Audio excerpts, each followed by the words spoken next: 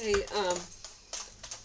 I had another interesting dream last night, and I also did pray to God and asked for more wisdom or to use me in some type of mission um, or to teach me things in my dreams. These I say this so that you can add this to your prayer. If you want to see visions or signs or do missions in your dreams, then just ask God. And it might not happen the next day, but sometimes for me it does. And it might take a while based on, good boy, what's going on in your life and where you are and what type of enemies. Like, it might take a few days, it might take a week or so. But, it's so cute. Um, but I had prayed and wanted to see more things in my dreams, like especially when I stay up really late. I don't really remember my dreams, but sometimes, Reese, Reese. Okay, that's enough. Um, Sometimes my dreams are so realistic. Lately it's like I either don't have a dream that I remember, or it's just as real as being alive here. So um, a couple nights ago, I had a dream where my mother was trying to get me, and then this dream, my ex narcissist's parents. So my ex in laws that are narcissists were trying to get me, and we weren't actually legally married. So I guess I'm still single, which is great news. I'm never married. Great news. I thought I was. I said I was, but but then they were like, "Oh, we were never married," and you know what? It's true, because you can't be married to another. We never got the legal documents, but you also can't be married to another species. So you can't be married to a serpent, and he was a serpent. So that's interspecies, and that's not allowed. So, anyways, his parents, they had some of the same spirits as him, and I just remember him being like. Just kind of looked down at me a little bit. Like, they were kind of fun in the beginning, um, but they, especially the father, would like to talk bad about other people, and it was kind of fun to listen to, but I didn't take it that serious. And the mother, she wanted to put on this appearance of being like well off, not rich or anything, but making really nice meals and like decorating her house well and just looking like well put together. And that was more important than actually spending time. Like, she didn't really want to spend time with the children, her grandkids, only on holidays where she could get pictures of them. But like, if I just mentioned, "Oh, you can you watch the kids," then she would never be able to. They would never want to. So. But on the holidays they did, and then they could take pictures with them and put it on social media, and that's okay, and everybody can see it. And but anyways, they were trying to get me in this dream. So it was both of them, and they were sitting there like this, and like complaining the way they do. But in this dream, I wasn't trying to attack them. I didn't pray them away. I didn't cast them out. That never even crossed my mind. So the dream started off, it felt like I was in high school, but it was a different high school. It was like really big, and it was kind of like, well, it wasn't quite a regular high school. In my dream, I recognized like being a high school, but I'll explain in the beginning. For some reason, I had on a shirt which was a little bit longer, and I had no pants at all, and I have no idea why I had no pants on. Like, and I kept, and like, I was in a class or something, I wasn't really paying attention, because I was trying to pull my shirt down to cover my ass. And so I had no pants on, and then, maybe even before then, so before then, the earliest thing I remembered is that there was like kind of a thin mattress, and it was just like in the hall, and it didn't have blankets on it or anything. And then like, I claimed that for me, like that was my mattress, because apparently I didn't have a home and I didn't have a family. So I had this mattress in the hallway at the school, and I had no pants. um, And then, like, a couple feet away from this mattress was, like, a dog cage-sized enclosure. And there was, like, chickens or something, or maybe it was, like, ducks. I think they were chickens in there. And, just for some reason, there was a cage with chickens in it, and it was just, like, here was my mattress I was sleeping on, and then that far away, and then here's a cage with chickens in it.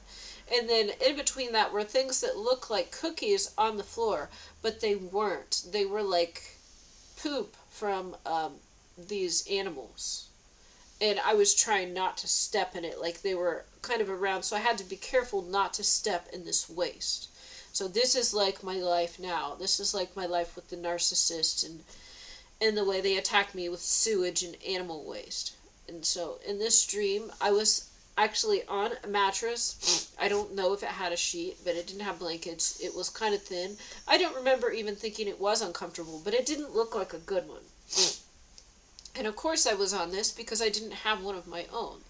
And then the other kids in the class, they didn't look at me. They just kind of like ignored me. It wasn't intentional. What I'm saying is they didn't ridicule me or anything. It was mainly me. I'm trying to like pull my shirt down because I didn't have any pants on. And then I'm sleeping on a bare mattress next to chickens, and there's animal crap like right there. So when I got off of my mattress, I had to be careful not to step in it. And this was my situation, and I'm like, it wasn't good. And so I wasn't really. I was just going through the school. I wasn't really trying to get good grades or anything like that, you know.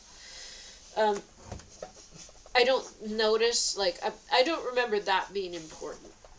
And then, but my ex-narcissist's parents were there. And I got the impression they were trying to get me with their son again. But this was a different man. So, like, in this dream, they were, like, watching for me. So, it's the strangest thing is then I walked around or went to another class or something with no pants, and I went back to my mattress. And then, like, this was now, like, a bit bigger, and it was like a room. And then there was a vehicle in there, and it was a nice vehicle. And I just knew, no one told me. I knew that my ex-narc's parents had put that vehicle there, and there was the key. And that was for me. So there was the car that I was supposed to get. I never got a car. And somehow I just knew that, like, by the agreement, I was supposed to take this car and then get back with their son. But the son was a different person. So, and I saw who the son was, and he was facing the other way. So, like, he was turned backwards, and I just saw, like, his hair and stuff. And he kind of reminded me of somebody I knew when I was a kid, mixed with someone else. That, like, they weren't trying to get me. They weren't even trying to do anything wrong, really. They were just, like, there and kind of not oblivious, but, you know, kind of like a non-player character. They were facing the opposite direction. I saw a vision. They had brown, kind of curly hair, and like it was a white man, but it was like two people I vaguely remembered mixed together, and I couldn't really see the face because he was facing the other direction. And just the idea was I was supposed to. This was their son, who did not look like my ex-narcissist. So another son just appeared, who was a mixture of other people from my past. And then I was supposed to take this vehicle in exchange and get with this son. So, yeah, I left the one, and I'm not getting back with the devil. I'm not going to go back into a relationship with a serpent. And so they sent actually a different son that I had never seen. And so I was going through the school, and they were like sitting in like a lunchroom or something. Like, sitting on the bench with their arms crossed like this, like complaining, or like, with that type of arrogant look on their face. And then I knew they were there, and I was trying to get back to my mattress without them seeing. So I went around and through another room, and then kind of got on the mattress without them seeing. I was kind of slick. And I saw the vehicle. And it was a nice little black truck. And it was really good condition, but it just had a little bit of scuff, just a little bit. But it actually was in pretty good shape, and it was a nice vehicle. And I'm like, you know, I didn't think, I want that vehicle, but I need that vehicle. I needed it to get somewhere. And so what I was doing was, here was the truck, here was the key.